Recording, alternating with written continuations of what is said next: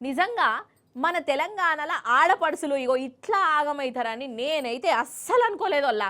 నాకైతే ఆశా వర్కర్ల అవస్థ చూసినాక కండ్ల పొంట నీళ్ళే వచ్చినాయి. అరే ఏందోల్లా అసలు అసలు పోలీసులు వాళ్ళ మీద రుబాబు చేసుడేంది, ఎవరు చేయమన్నారు, అసలు వాళ్లకు అధికారం ఇచ్చింది ఎవరు?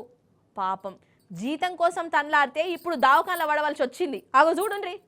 అరే ఏందిది అసలు? తెలంగాణ ఆడపడుచులకు ఎందుకింత కష్టం? జీతాలు వెంచుర్రని అడిగిన పాపానికి ఆశా వర్కర్లు ఇగో ఇట్లా దావకాన్ల పడవలసి వస్తున్నది. సోమవారం నాడు హైదరాబాద్లో ఏమైందో చూసిరు కదా మీరు కూడా. ఓ దిక్కు తెలంగాణ తల్లి విగ్రహం ఓపెనింగ్ అనుకుంటేనే ఇంకో దిక్కు మన తెలంగాణ ఆడబిడ్డలను నడి రోడ్డు మీద గోస ఉచ్చుకున్నారు. మొగ పోలీసులు చేతులు పట్టుకొని గుంజిర్రు, చీరలు ఇగ్గిర్రు, లాఠీ చార్జీలు చేసిర్రు. వాళ్ళు చేసిన కథకు పాపం దవాఖాన్ల పడ్డరు. అగో పాపం ఈ అక్క తన్లాట ఇనుండ్రి మీరు. మాకు మస్తు తొక్కులాట కొట్లాట అన్ని దెబ్బలే జరిగినాయి సార్. కొట్టిర్రు అంతా ఈ షోల్డర్ పైన మనుషులే తీసుకుని పైన వేసిర్రు.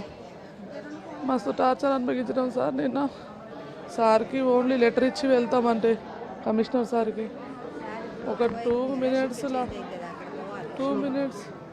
మినిట్స్లో లాఠీ చార్జీ దాడి చేసిర్రు. అసలు గర్ల్స్ ఎవరు పట్టలే, మాకు మేల్సే పట్టిరు. పోలీస్ సార్ వాళ్ళు బట్టి అంతా తీసి డిషంలోకి ఇసిరేసిరు, కోడి పిల్లకి ఇసిరేసినట్టు.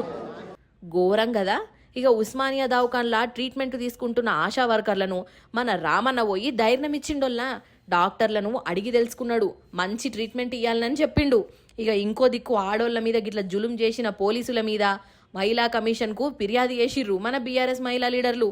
అరే కాదోల్లా, కాంగ్రెస్ గెలిస్తే ఆశా వర్కర్లకు జీతాలు పెంచుతామని అన్నది ఈ రేవంత్ సారే. మరి గెలిచి ఆడాదైపాయే, సప్పుడు లేదు సరిలేదు. ఎంతసేపు ఇది కూలగొట్టుడు అది మార్చుడు తప్ప ఇచ్చిన గ్యారెంటీల సంగతి చూడాలి కదా. ఇక గది యాద్ చేపిస్తేనేమో ఇగో ఇట్లా హరిగోస ఉచ్చుకునుడు ఏం తరిక. ఇక సర్కారు చేసిన ఈ జులుం మీద జిల్లాలలో ఉన్న ఆశా వర్కర్లు రోడ్ల మీదకి వచ్చి దిష్టి బొమ్మలు గాలబెట్టిర్రు.